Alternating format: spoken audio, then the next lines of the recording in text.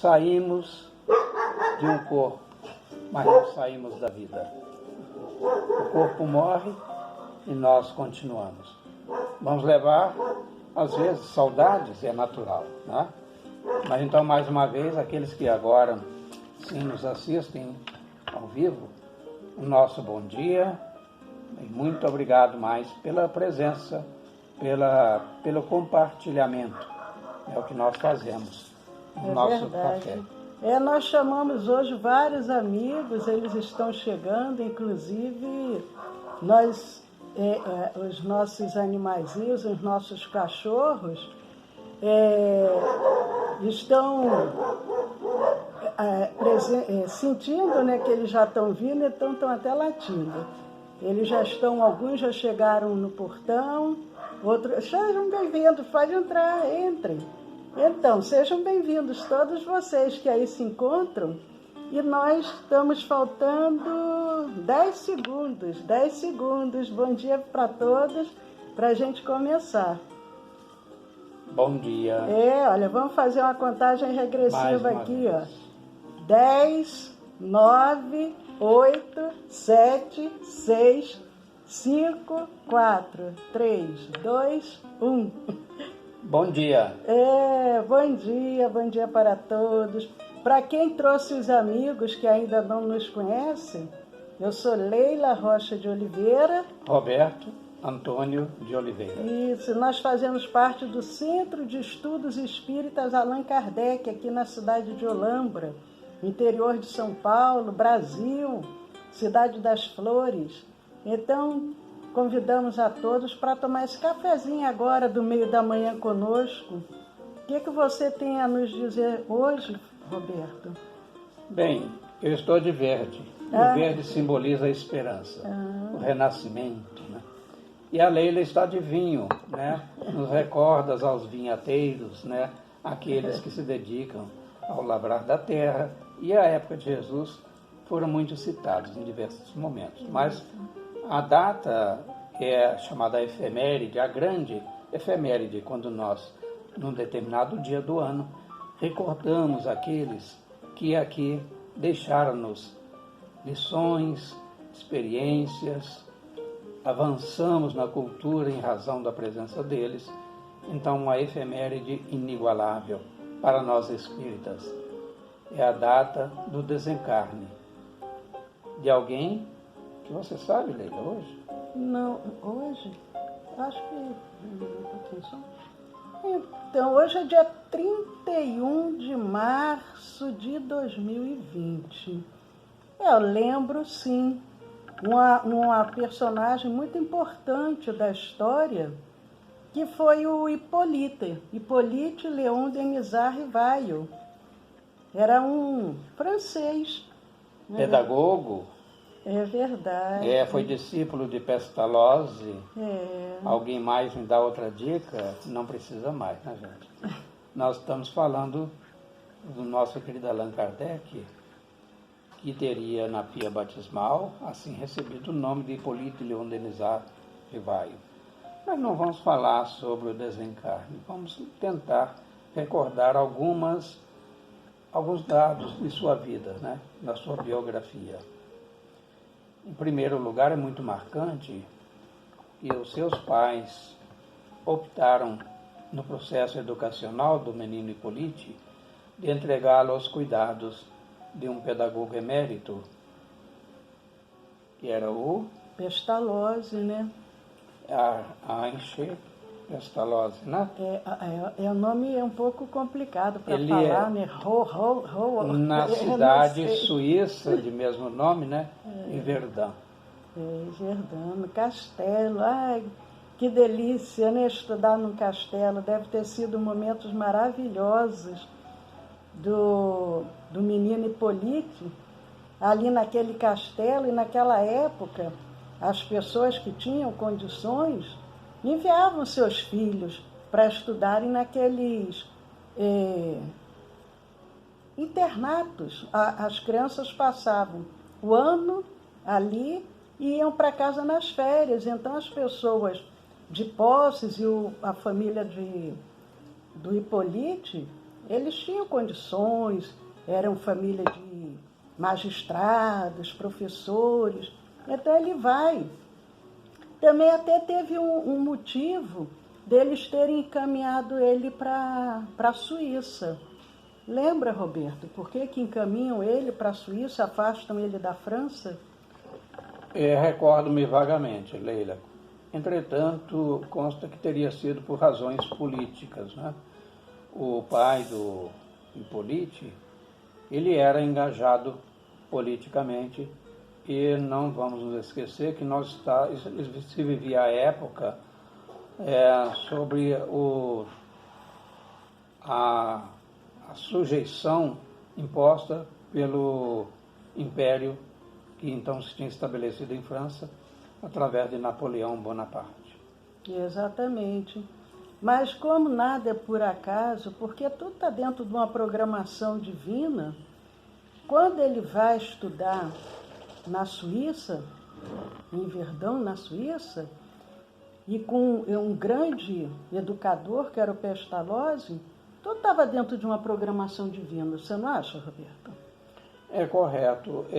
Os espíritos, eles nos orientam, nos ensinam, aliás, que as grandes almas, elas se encontram dentro de um projeto maior. Então, a razão não existia mais forte do que os dois, provavelmente já na espiritualidade e em existências anteriores, ter exercido a função de pedagogos. Então, reencarnam o professor Hippolyte, mais tarde, né? E o professor Heinrich Pestalozzi. Então eles se encontram, duas grandes almas, com afinidades muito além dos limites que nós pudéssemos olhar, perceber, e que nos recordam que eles tinham também um propósito para a humanidade. A pedagogia de um e outro podem diferir em alguns caracteres, em alguns aspectos, aliás, mas, em essência, elas têm sim um grau de identidade muito forte. Porque o Pestalozzi, ele vem antes para poder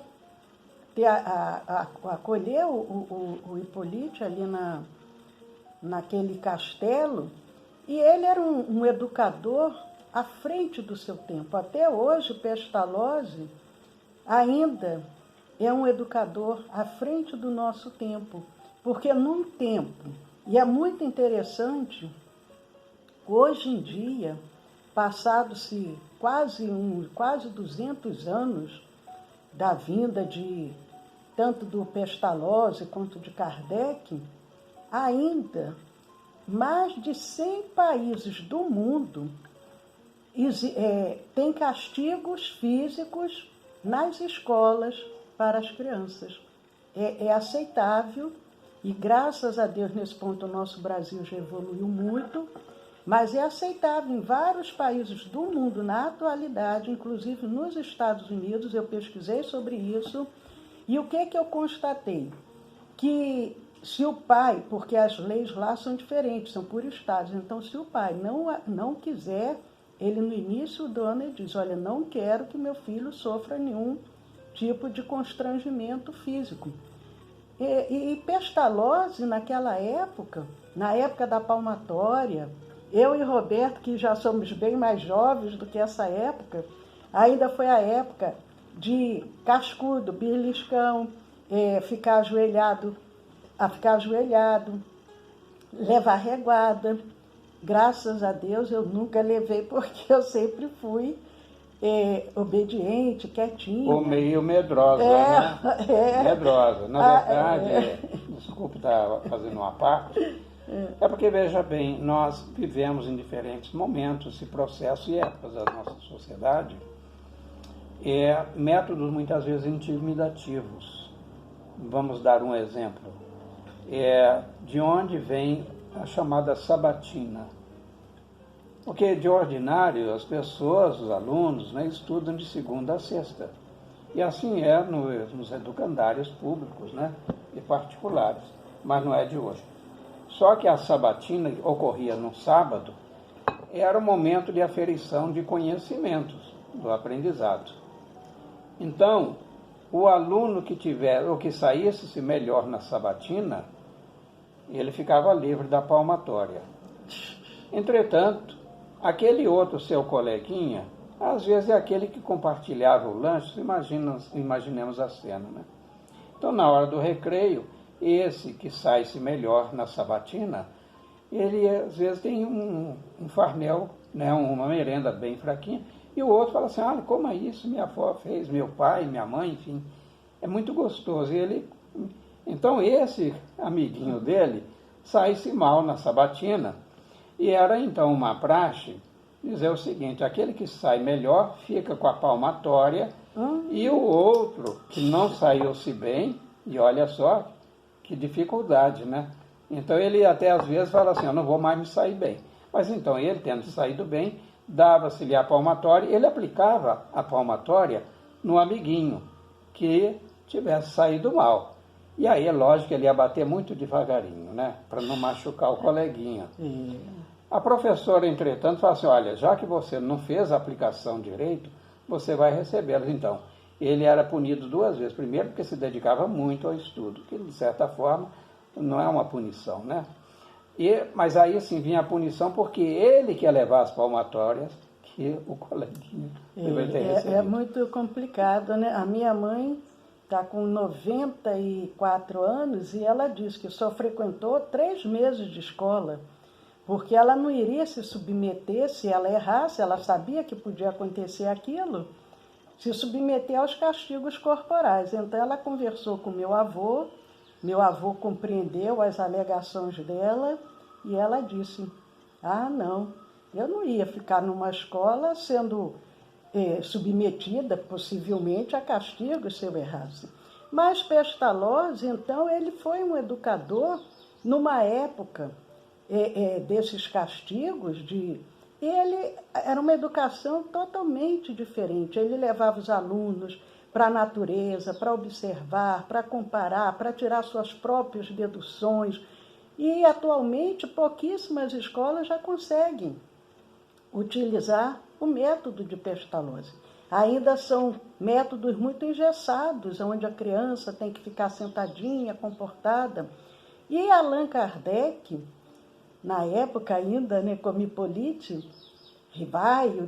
Léon Denisard Rivaio, ele era um aluno muito aplicado. Então, quando Pestalozzi precisava se afastar do castelo para resolver algum assunto, porque inclusive ele foi convidado pelos governos a instituir esse tipo de metodologia. Que método era esse, Leila? Agora era um método que o Pestalozzi usava, né? Era um método humanista. Né? Vamos recordar. Vamos dizer que era um método humanista. Chamava-se maiêutica. Ele se utilizava do método do Sócrates? Na verdade, método do Sócrates, é um método que o tempo, né, a chamada ampulheta do tempo, encarregou-se de sepultar. E Pestalozzi, mais já aprimorado, traria a maiêutica, né, para aqueles momentos da humanidade em que precisasse de novas técnicas pedagógicas. Mas em que consiste a maiêutica dele? Eu acredito que seria isso, né? A dar oportunidade para o aluno mesmo tirar suas deduções, analisar, observar os fatos, tudo à sua volta.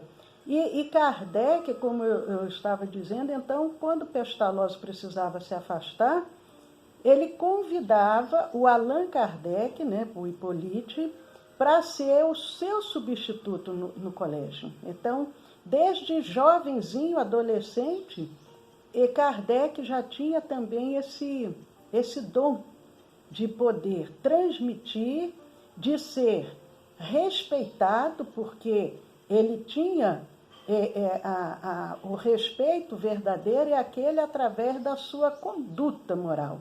Então, ele tinha a condição, ainda jovem, dos demais acatarem, né, as suas orientações. Então, isso é muito, muito bonito, muito interessante. Mas eu fico pensando com relação, porque o nosso tempo de cafezinho é um tempo tão rápido, né? É o tempo do café não esfriar. É o tempo do café não esfriar, mas o que você acha, Roberto? Porque se Kardec, né, depois de futuro, ele conhece aqueles fenômenos que estavam acontecendo em Paris e no mundo inteiro, em toda a Europa, Estados Unidos, que eram das mesas girantes, ele toma conhecimento daquilo. Mas será que isso já estava dentro de uma programação? O que você acredita? O que você acha disso? Veja bem, o fenômeno mediúnico sempre existiu, já que é um fenômeno natural. Então, desde que o homem aportou à Terra, a fenomenologia veio junto, né? Metapsíquica, ou quais sejam os outros nomes, paranormalidade, a mediunidade sempre existiu. Entretanto, naquele singular momento da história da humanidade, a sociedade foi, vamos dizer, deu uma chacoalhada em termos de, numericamente, muito acima da média que historicamente já vinha ocorrendo. E Kardec, neste momento, melhor, o professor Hippolyte, e já era um professor, além de magnetizador também, já do que foi, inclusive, seguidor da escola mesmérica, ele tinha uma missão, uma tarefa. Eu não sei por que singular razão as grandes missões são confiadas às pessoas que fogem à média do conhecimento. Mas aqueles missionários que têm por objetivo dar um salto qualitativo nos caracteres, nas formatação dos hábitos saudáveis da convivência e sociedade, geralmente são professores, mestres em pedagogia. E nós podemos então dizer que Kardec ele veio no momento apropriado como missionário para, a partir da leitura que ele faria desses fenômenos, ele instituir as bases do Espiritismo. E daí ele passou a interrogar, entre aspas, né, as mesas, porque se as mesas falavam, e ele sabia, como um professor fala, mas a mesa é um objeto inanimado, como ela pode falar? Então, e ele estabelece um código de comunicação com os então os espíritos, né? Que mais tarde viria assim a ser utilizado médiuns, né?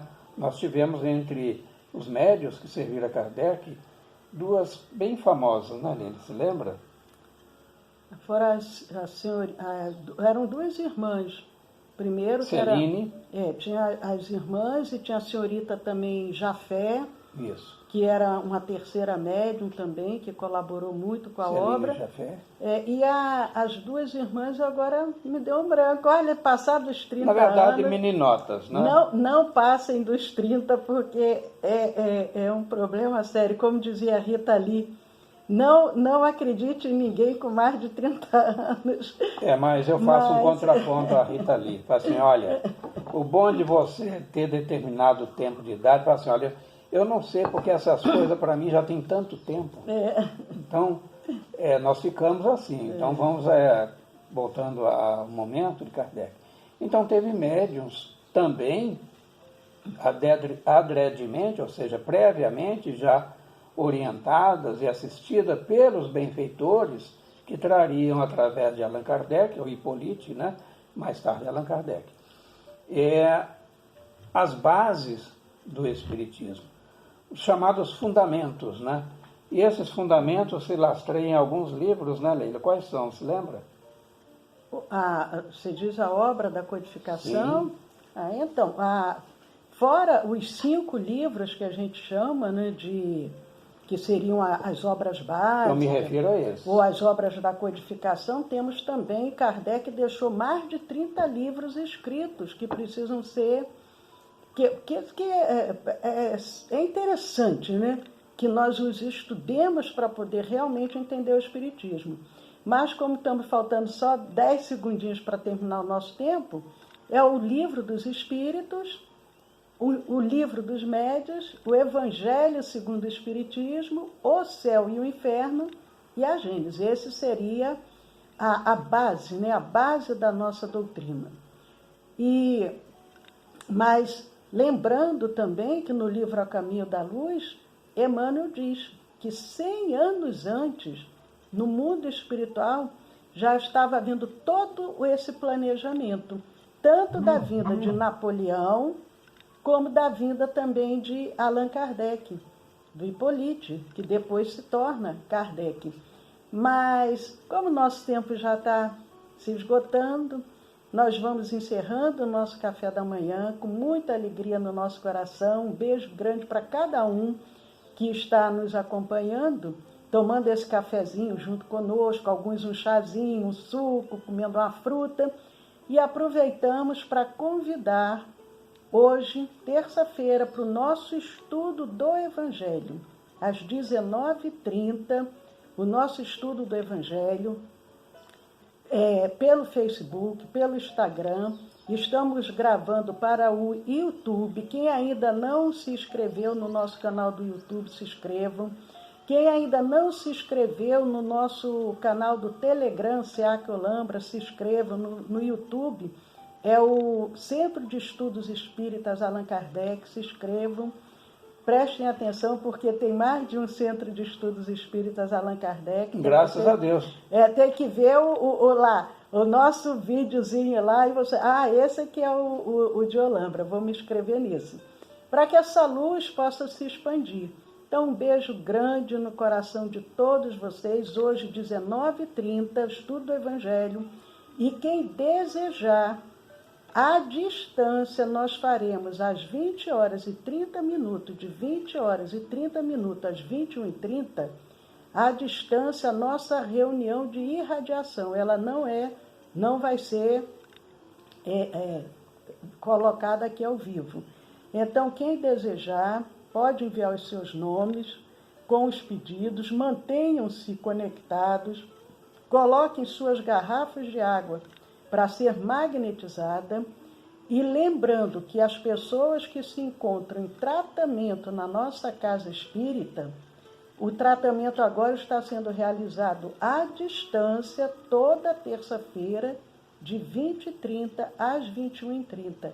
Então mantenham-se em sintonia, em prece, podem deitar, podem dormir, que os benfeitores vão atuar nesse momento utilizando-se do nossa equipe do lado de cá, da nossa equipe de magnetizadores e da equipe espiritual. Então, um beijo grande para todo mundo. Obrigado, um abraço carinhoso a todos e do nosso mestre, o codificador Allan Kardec também. Muito obrigada. 151 anos, né? Sim, do desencarne do nosso Allan Kardec. Um beijo, Allan Kardec. Continue conosco. Graças a Deus.